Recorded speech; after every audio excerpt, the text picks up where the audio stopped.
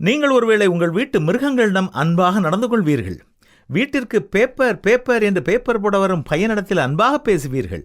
உங்கள் வாழ்க்கையில் நீங்கள் சந்திக்கும் அந்நியர் பலரிடத்திலே நீங்கள் அன்புள்ளவர்களாக நடந்து கொள்ளலாம். அந்நியர்களிடத்தில் அன்புள்ளவர்களாய் இருப்பதைக் கண்டு நம்முடைய குணநலனை அளவிட முடியாது. வீட்டில் உள்ளவர்களிடத்தில் எப்படி அன்போடு பேசுகிறோம், அன்போடு நடந்து கொள்கிறோம் என்பதுதான் உண்மையான பரீட்சை. ஏனென்றால் அந்நியர்களுக்கு நம்முடைய வாழ்க்கை சரிதை தெரியாது. அந்நியர்கள் நம்மை புண்படுத்துகிறது இல்லை. அந்நியர்களுக்கு நம்முடைய வாழ்க்கையில் நாம் செய்யாமல் விட்ட பல காரியங்கள் தெரியாது. நம்முடைய வாழ்க்கை துணைக்குத்தான் அது தெரியும். நம்முடைய பிள்ளைகளுக்குத்தான் அது தெரியும். நம்முடைய குடும்பத்தில் உள்ளவர்களுக்குத்தான் அது தெரியும்.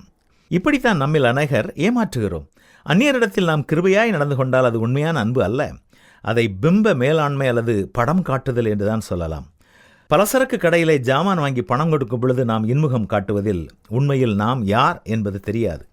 நம்முடைய வாழ்க்கை துணையோடு என்ன தொனியிலே நாம் பேசுகிறோம் என்பதில் உண்மையிலேயே நாம் யார் என்பது தெரியும்.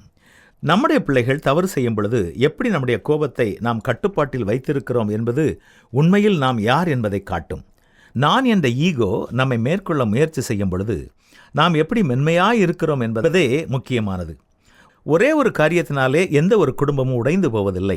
அனுதினமும் நாம் செய்ய வேண்டியவைகளை செய்ய தவறும் பொழுதும், கவனக்குறைவாக ஒருவரை ஒருவர் மதிக்க தவறும் பொழுதும் அது மெதுவாக கொஞ்சம் கொஞ்சமாக அரித்து கொண்டிருக்கிறது. ஒவ்வொரு நாளும் நாம் அன்பு இல்லாமல் நடந்து கொள்வதும், ஒருவரை குறித்து ஒருவர் பொறுப்பற்றவர்களாக நடந்து கொள்ளும் பொழுதும் குடும்ப வாழ்க்கை அரிக்கப்படுகிறது. அந்நியர்களிடத்தில் நாம் அன்புள்ளவர்களாக நடந்து கொள்ளும் பொழுது அவர்களுக்கு நம்மை பிடிக்கலாம். உங்கள் வாழ்க்கை துணையிடம் அன்புள்ளவர்களாக நடந்து கொள்ளும் பொழுது நீங்கள் நம்பிக்கைக்கு பாத்திரமாக மாறுகிறீர்கள். அந்நியரிடத்தில் நீங்கள் அன்பு காட்டும் பொழுது படம் காட்டுகிறீர்கள். குடும்பத்தில் அன்பு வெளிப்படும் பொழுது குணநலன் உள்ள ஒருவராக காட்சியளிக்கிறீர்கள். நம்முடைய வீட்டை தவிர மற்ற எல்லா இடங்களிலும் நாம் அன்புள்ளவர்களாக நடந்து கொள்வோம் என்றால் உண்மையிலேயே நாம் அன்புள்ளவர்கள் அல்ல. அது நாடகத்தில் நடிப்பது போன்றது. அது நல்ல குணநலன் போல உடை உடுத்தியிருப்பது, அவ்வளவுதான். வேதம் சொல்வது என்ன தெரியுமா? அன்பு இல்லாதவன் தேவனை அறியான்.